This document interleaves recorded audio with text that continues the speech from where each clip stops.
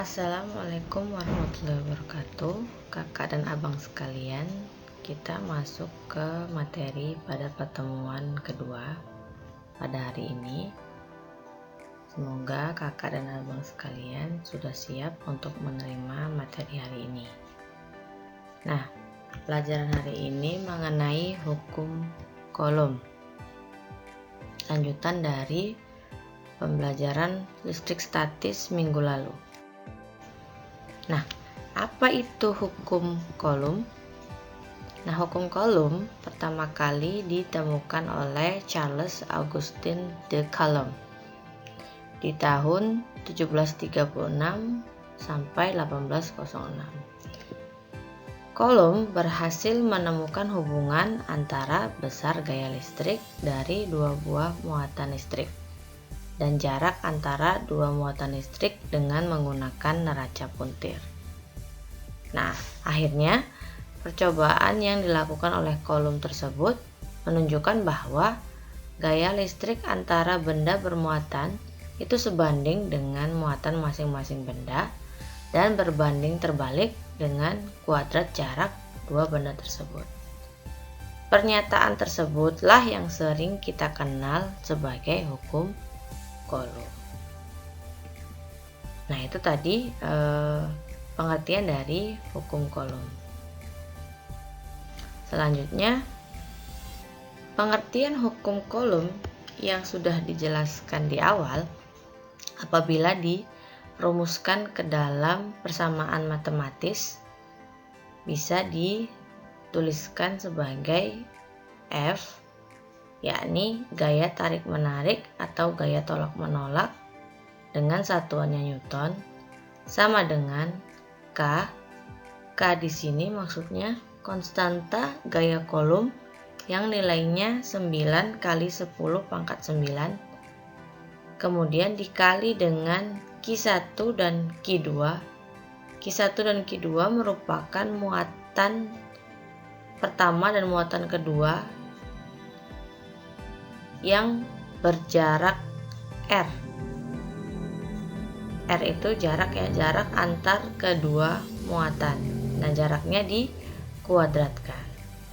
Nah, di sini diberikan catatan bahwasannya 1 mu Coulomb, C itu Coulomb ya. Satuan C dibaca Coulomb. 1 mu Coulomb sama dengan 10 pangkat minus 6 atau sama dengan 0,000001 Coulomb atau 1 per sejuta. Nah, jadi kalau kita menemukan muatan negatif, bagaimana? Apakah minusnya dihitung? Tidak perlu. Kalau muatannya itu negatif, maka minusnya tidak perlu dihitung. Minus di situ hanya menunjukkan muatan dari muatan listriknya, apakah negatif atau positif.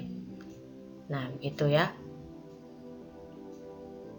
Kita lanjut ke contoh soal. Semoga tadi sudah jelas ya mengenai persamaan dari hukum Coulomb, yaitu F sama dengan K dikali Q1 dikali Q2 dibagi R pangkat 2. Nah, kalau mau gampang menghafalnya, F sama dengan KQ 1Q2 dibagi R pangkat 2. Lanjut ke contoh soal.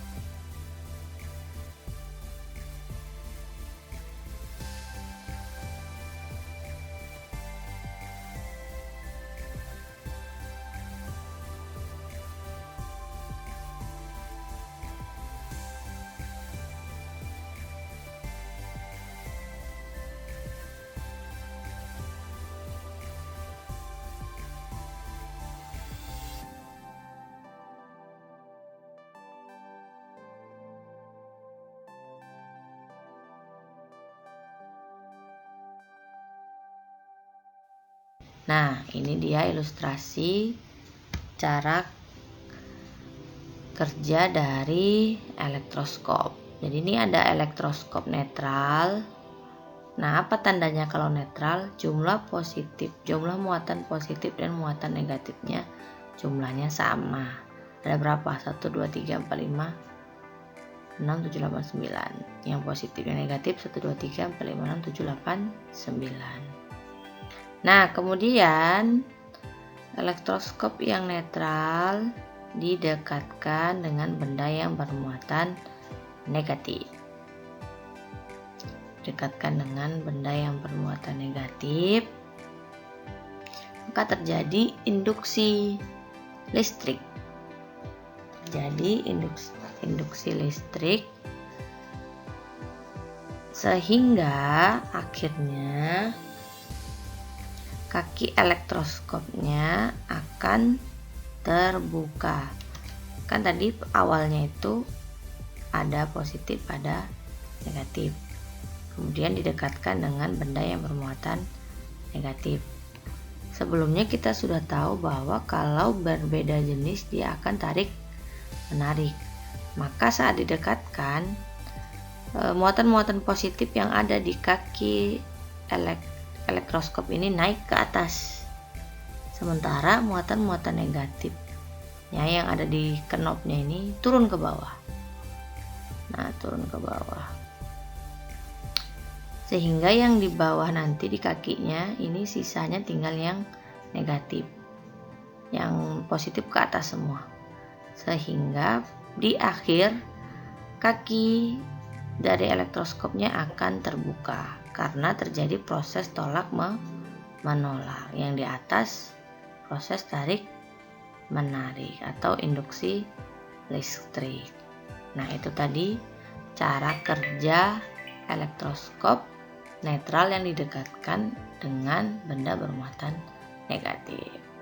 Oke, terima kasih. Sampai ketemu pertemuan yang akan datang. Assalamualaikum warahmatullahi wabarakatuh.